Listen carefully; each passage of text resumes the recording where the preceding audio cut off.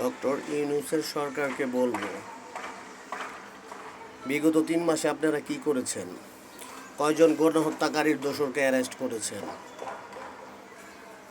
এখনও গণহত্যাকারীর দোসররা যারা সশরীরে গণহত্যায় অংশগ্রহণ করেছিল বৈষম্য বিরোধী ছাত্র আন্দোলনে, তারা মহল্লায় বুক ফুলিয়ে ঘোরাফেরা করছে। এখনও অনেকে চাঁদাবাজির সঙ্গে জড়িত আছে। আপনারা কয়জনকে অ্যারেস্ট করেছেন? বিগত 3 মাসে দ্রব্যমূল্য কী করেছেন? আলু 75 টাকা কেজি, 200 টাকা কেজি নতুন আলু। চাউলের দাম কেজিতে 5 টাকা বেড়েছে, 12 কেজি গ্যাস 1600 টাকা। দ্রব্যমূল্য লাগামহীন। মধ্যবিত্ত এবং গরিব মানুষের অনেক কষ্ট হচ্ছে। আপনারা বিগত 3 মাসে কিছুই করতে পারেননি, 3 বছরেও পারবেন না, কারণ আপনার সরকার দেশ চালানোর যোগ্যতা রাখে না। আপনারা সম্মানী ব্যক্তি, কিন্তু দেশ চালানোর মতো যোগ্যতা আপনাদের নেই। অনেক ডেট এক্সপায়ার লোক আছে, মুরব্বীরা যাদের বয়স হয়ে গেছে, তারা সম্মানী লোক, কিন্তু রাষ্ট্র চালানোর মতো যোগ্যতা তাদের নেই, আপনারও নেই। তাই দয়া করে নির্বাচন দিয়ে চলে যান, সম্মান নিয়ে চলে যান। বিগত 16 বছর জালিম শাসক ছিল, আপনারা সেই জালিম শাসকের মতো কাজ করবেন না। আপনাদের অনেকেই বলে, আপনাদের সাপোর্টের লোকরা বলে যে বিগত 16 বছরে চুপ ছিলা, এখনও চুপ থাকো, এখন কেন প্রতিবাদ করো? তা আপনাদের সেই সমস্ত লোকদের উদ্দেশ্যে বলবো, বিগত 16 বছর ছিল জালিম শাসক। আপনারা যদি নিজেদের জালিম শাসক ভাবেন, তাহলে এই ধরনের কথা বললেন। আমরা রাজপথে নেমে যুদ্ধ করেছিলাম, আপনারা যুদ্ধ করেননি, এসি রুমে বসেছিলেন। আমরা যুদ্ধ করেছি আমাদের ভোটের অধিকারের জন্য, আমাদের কথা বলার অধিকারের জন্য। এখন সেই অধিকার যদি আপনারা হরণ করতে চান, তাহলে স্বৈরাচার হাসিনার মতো আপনাদের বিদায় করবে দেশের জনগণ। কারণ দেশের জনগণের পিঠ দেওয়ালে ঠেকে যাচ্ছে। দ্রব্যমূল্য লাগামহীন, এটা মানা যায় না।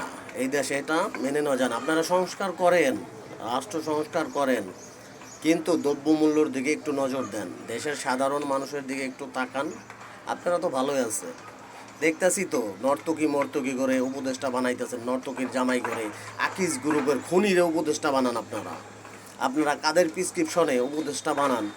আপনাদের রাজপথে কি অবদান আছে?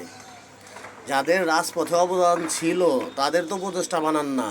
মাওলানা মোহাম্মদ মামুনুল হকরে উপদেষ্টা বানান, আসিফ মাহতাবরে উপদেষ্টা বানান, বিরোধী দলের থেকে পরামর্শ নিন। তাদের না বানিয়ে উপদেষ্টা বানান কাদের? ফেসবুকের প্রোফাইল লাল করছিল, ফেসবুকের প্রোফাইল তো আমরাও লাল করছি, খালি লাল করি নাই, রাজপথে ছিলাম, গুলি খেয়েছি প্রতিটা আন্দোলনে। 18 তারিখ, 19 জুলাই, 18 জুলাই থেকে শুরু করে প্রতিটা আন্দোলনে ছিলাম, প্রেস ক্লাবে ছিলাম, শহীদ মিনারে ছিলাম, যাত্রাবাড়ি, শনি আকরা, লাস্টের 3 দিন টানা ছিলাম, সকাল থেকে সন্ধ্যা পর্যন্ত। তাহলে আমাদের উপদেষ্টা বানান, তাদের থেকে আমরা যোগ্য, আমাদের অধিকার বেশি। আপনাদের মন মতলবী উপদেষ্টা বানাবেন, দেশ যেমনি খুশি আপনাদের মন মতলবী চালাবেন। কেউ কথা বললেই বলবেন মাত্র তো 3 মাস হয় ক্ষমতায় এসেছি, এখনই প্রতিবাদ শুরু করেছে। হ্যাঁ, যারা পারার তারা 3 দিনেই পারে। কয়জন গণহত্যাকারী আওয়ামী লীগের দোসরদের অ্যারেস্ট করেছেন? এখনও ঘুরছে, কেন পারেননি? মামলাও তো হয় নাই অনেক জায়গায়, কেন হয় নাই? সবার কি ভিডিও ফুটেজ আছে?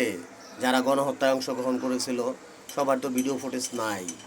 তো আপনারা যাদের ভিডিও ফুটেজ প্রমাণ আছে তাদের অ্যারেস্ট করবেন, তাদের নামে আর কি মামলা নেবেন, এছাড়া নেবেন না। আমরা নিজেরাও তো মোবাইল চালাইতে পারি নাই। অসংখ্য লোক আছে যাদের ভিডিও ফুটেজ নাই, কিন্তু গণহত্যায় সরাসরি অংশগ্রহণ করেছিল। আপনাদের কাছে ভালো লাগে না, আপনারা রাষ্ট্র চালানোর যোগ্যতা রাখেন না, যোগ্যতা নেই আপনাদের।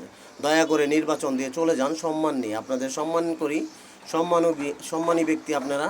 নির্বাচন দিয়ে আপনাদের সম্মান নিয়ে আপনারা চলে যান, দেশের জনগণকে মুক্তি দিন।